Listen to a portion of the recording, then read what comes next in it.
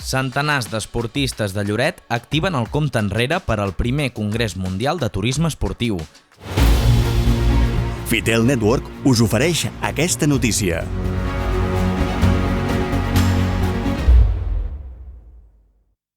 La població va acollir el matí de dissabte l'acte Camí a Lloret, el tret de sortida de la vila com a epicentre internacional del turisme esportiu.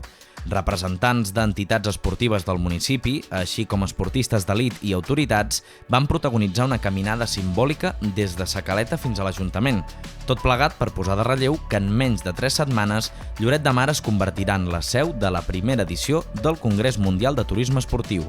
És un gust, és un honor, serà espectacular que tinguem el primer Congrés Mundial del Turisme Esportiu aquí a Lloret de Mar, és un plaer i sobretot comptem amb totes les entitats. Us agraïm que estigueu un dissabte al matí aquí amb nosaltres i per tant posarem ben lluny el nom de Lloret en termes esportius i de turisme esportiu. A banda de representants esportius de tot tipus de modalitats, l'acte va comptar amb esportistes d'alt nivell, com Àngel Mollera i José Luis Blanco.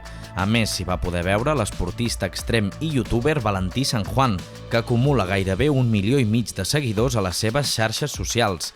La fira es farà els dies 25 i 26 de novembre al Palau de Congressos dels Hotels Evenia Olímpic. Felicitats per acollir aquest primer Congrés Mundial de Turisme Esportiu, que serà l'epicentre del turisme i de l'esport, del debat entre els dies 25 i 26 de novembre d'aquest any. Des de l'Agència Catalana de Turisme ho hem volgut impulsar, juntament amb l'Organització Mundial del Turisme, i durant aquells dies el món vibrarà segons el batec que marqui Lloret els dies 25 i 26 de novembre. Els organitzadors han optat per un format híbrid entre presencial i virtual i hi participaran autèntics referents de l'esport a nivell internacional, com ara Kilian Jornet i l'excampió olímpic Edwin Moses.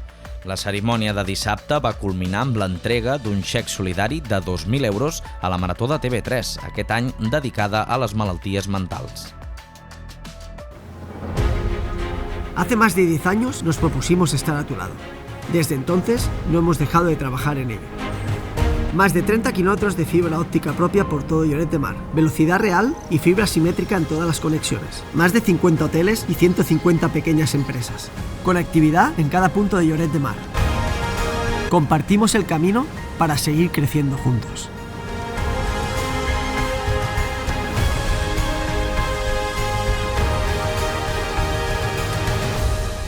Yo soy Fitel.